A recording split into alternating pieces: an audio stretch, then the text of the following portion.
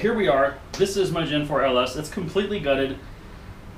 I'm doing a DoD delete on it. And one of the things that you have to do to delete that is you got to replace the camshaft. Now I have a Stage 2 Sloppy Mechanics camshaft I'm going in it, but before I could do that, I have to install new cam bearings. The original cam bearings were rusted really bad. Now if you didn't know this or not, cam bearings have a designation. They go in a specific location in your block. You can't just throw them in there. It doesn't work that way. And then you take your installer tool and you install them. It's that easy. If you look here, look at this very first one and the very last one. This one came out of here, but if you look at this one and this one, you can tell that they are a little bit thicker just to the naked eye. But these two here are the biggest in diameter. At about 2, 3, 5, 6, or 7, roughly. These two here are about the same. And they get smaller. If you go inside here, this middle one here is the smallest. This one's thinnest, and it's the smallest diameter.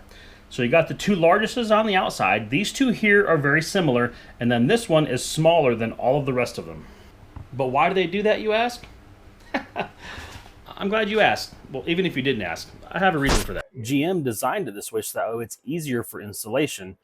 Typically the way this works is positions 1, the very front of the engine towards the cam gear, that's considered position 1, and position 5, the very back, are the two largest bores in the cam bearing set.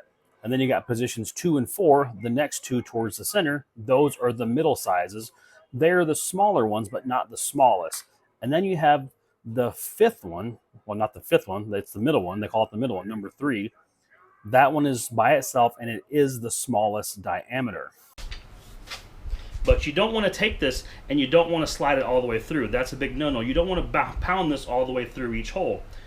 And I've done this for a reason. This would be a huge mistake if you did it this way.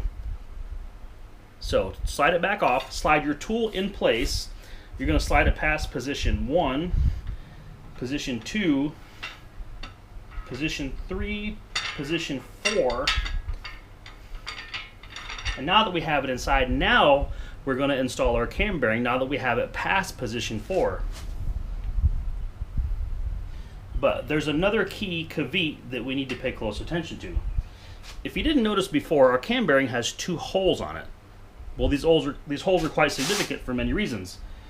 You have an oil port in here.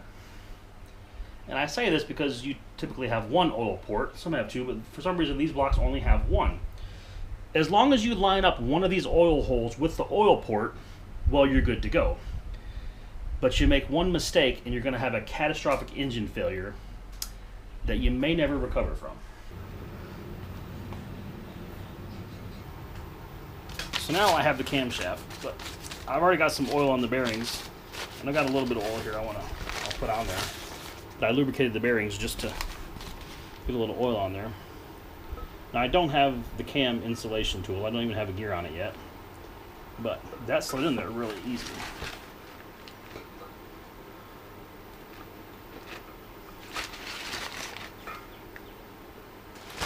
As you see now, I've got it about halfway installed.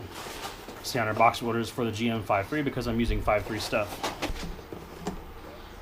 This is just some leftover motor oil that I had whenever I changed the oil in my Spark, but I'm just going to put a little bit on the journals.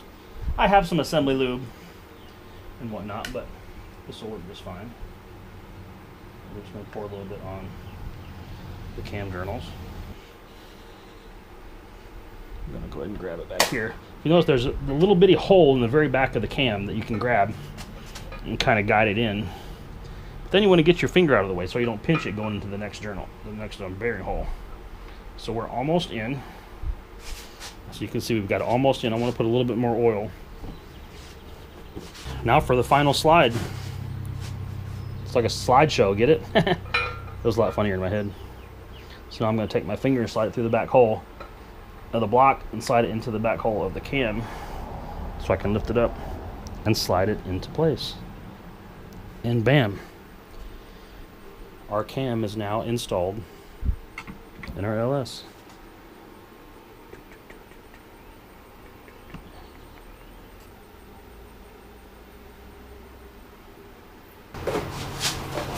We have one more empty box, which is good. And just like any small budget garage driveway build, when one job is complete, there's more waiting